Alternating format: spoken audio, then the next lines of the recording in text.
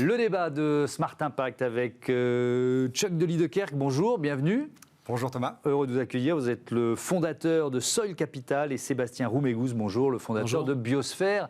Bienvenue à tous les deux. Alors on va parler d'agriculture régénératrice. De quoi s'agit-il? Définition pour commencer. Alors l'agriculture régénératrice, c'est une agriculture qui s'oppose à une agriculture extractive, qui va restaurer la fertilité naturelle des sols, qui va améliorer la biodiversité et qui va stocker du carbone. C'est un enjeu de taille aujourd'hui. 70% des terres aujourd'hui sont dégradées. Ce n'est pas moi qui le dis, c'est l'Union européenne. Et il y a une très bonne nouvelle dans tout ça, c'est que l'agriculteur est capable d'assurer une résilience de notre système agroalimentaire. Oui, on peut inverser, on va dire, la logique. Est-ce que ça veut dire, Sébastien Roumégouz, que l'agriculture traditionnelle, elle s'est petit à petit largement éloignée des objectifs dont on vient de parler? En fait, il faut revenir sur l'histoire. C'est toujours important de comprendre d'où on vient pour savoir où on est. On a donné pour objectif à l'agriculture en après-guerre de produire en quantité. Je pense que ça a été un grand succès. Le problème, c'est que dès les années 70, on s'est rendu compte qu'on a eu ce qu'on appelle les externalités négatives, bref, des pollutions fabriquées par ces systèmes agricoles, très gourmands, notamment en intrants, pesticides, engrais, etc. Et donc, on est en train de réaligner finalement une production en quantité avec la restauration des écosystèmes. L'agriculture régénératrice, ça a l'air d'un mot valise, mais finalement, c'est peut-être le mot qui correspond le plus à ce qu'on vise. On vise à régénérer les écosystèmes. On ne peut pas vraiment préserver la nature, on ne peut que préserver les processus qui permettent à la nature de s'épanouir. Mais ça veut dire que quand on n'est pas dans cette logique d'agriculture régénératrice, on l'a déjà dit ici, les sols s'appauvrissent petit à petit, régulièrement. On a globalement on amenuise globalement les sols, on va casser des niches écologiques, donc on a moins de biodiversité sur site. En fait, on a 3 grands cycles, le carbone, l'eau et les éléments chimiques. Le carbone et l'eau, ça constitue les sucres, l'énergie que nous consommons tous, humains, insectes, animaux. Et donc en fait, on doit préserver ces cycles fondamentaux pour pouvoir avoir de la biodiversité. Et c'est souvent ça qui a été mal compris. En fait, la clé d'une agriculture durable, c'est pas tant d'arrêter en priorité les pesticides et les engrais, même si ça peut avoir une utilité importante, puisque ça pollue, dans certains cas. Mais par contre, on va devoir restaurer le cycle du carbone et de l'eau au travers du végétal. Et c'est le propos et le projet de l'agriculture régénératrice, restaurer ce que j'appelle la trame végétale au sein des écosystèmes cultivés. Et on va détailler les enjeux de cette agriculture, mais peut-être une présentation de vos entreprises respectives. Soil Capital, quel rôle joue Soil Capital dans cette transition, cette transformation ?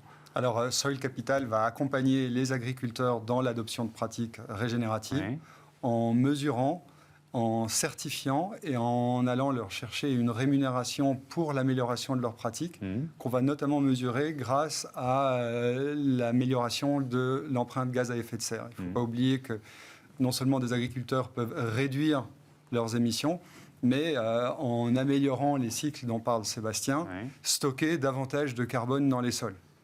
Et quand des entreprises nombreuses ont pris des engagements de décarbonation pour répondre à l'urgence climatique, mais aussi pour s'assurer une résilience de leur système sur le long terme, il y a là un lien qui peut être fait. Et Soil Capital est un lien très direct entre ces entreprises-là et les agriculteurs. Alors vous êtes présent dans plusieurs pays, pas seulement en France, mais c'est quoi? C'est de la rémunération supplémentaire pour les agriculteurs? C'est de ça dont on parle? Alors ça commence par une rémunération parce que les agriculteurs produisent un service à la société, à l'environnement qui a une valeur. Mais au-delà de cette rémunération, il y a une vraie conversation agronomique qui est essentielle parce que l'agriculteur, au premier titre, son rôle, ce n'est pas de stocker du carbone ou de restaurer la biodiversité. Ça, c'est des moyens pour avoir un écosystème fertile, naturel, sur le long terme. Et pour ça, il a besoin de comprendre, comme le disait Sébastien, quels sont les cycles, comment est-ce qu'un sol peut être fertile et fonctionner de manière à produire en pérennité l'alimentation dont notre système a besoin. Sébastien Roumégouz, c'est ce que vous proposez avec Biosphère. Vous aidez les entreprises, les exploitants à choisir les bonnes pratiques, à faire cette transition? Alors c'est ça, on est spécialisé pour simplifier et sécuriser cette transition. d'une agriculture dite conventionnelle, qui peut varier d'ailleurs d'un pays à l'autre, vers une agriculture régénératrice, donc qui permet d'être en lien avec ces grands cycles naturels, et notamment stockage du carbone, etc. L'histoire de Biosphère, ça s'ancre il y a 10 ans, et en fait...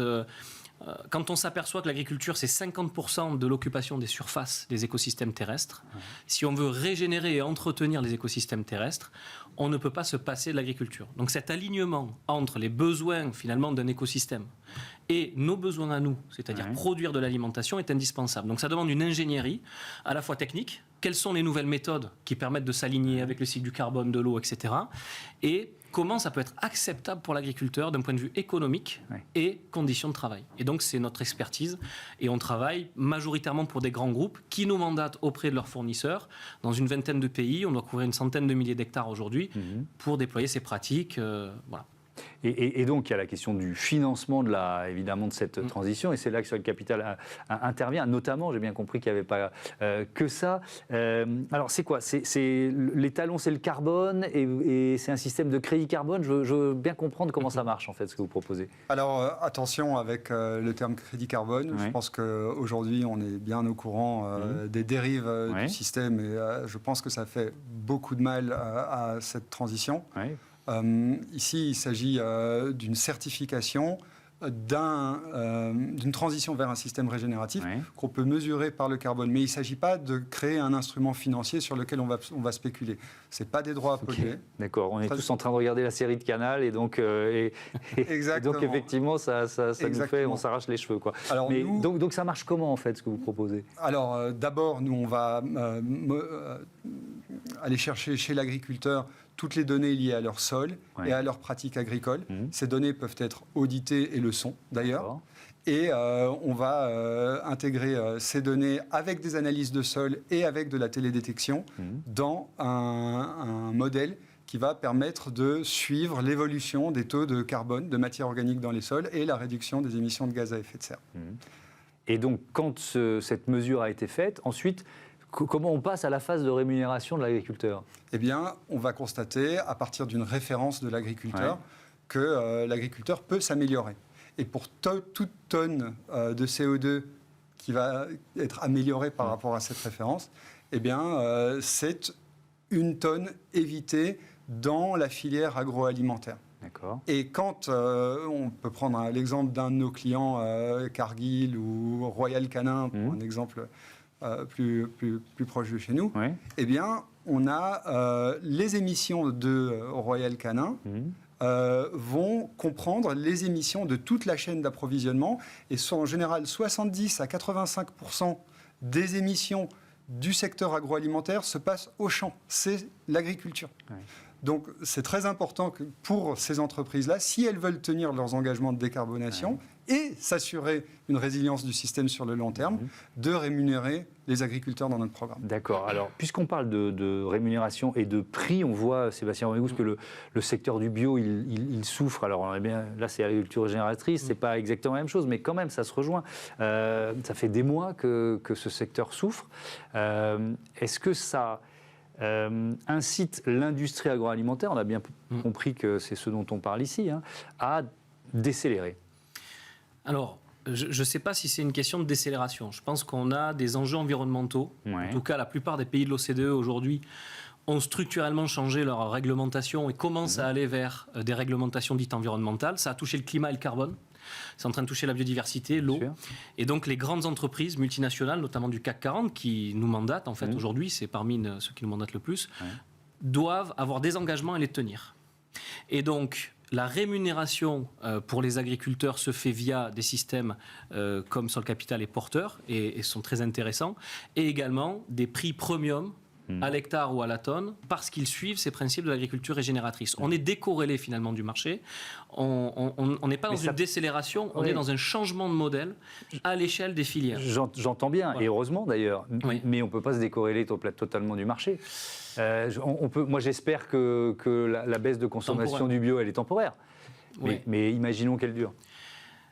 Mais pour moi, ce n'est pas les mêmes marchés. C'est pour ça que je vous parlais de la décorrélation du marché du bio. On n'est pas dans le marché du bio, on est dans une voie médiane où nous, dans tous nos programmes, on vise à réduire ou supprimer les pesticides et les engrais chimiques, parce que c'est un objectif pour désintensifier les systèmes, mais tout en gardant un rendement assez élevé. Oui.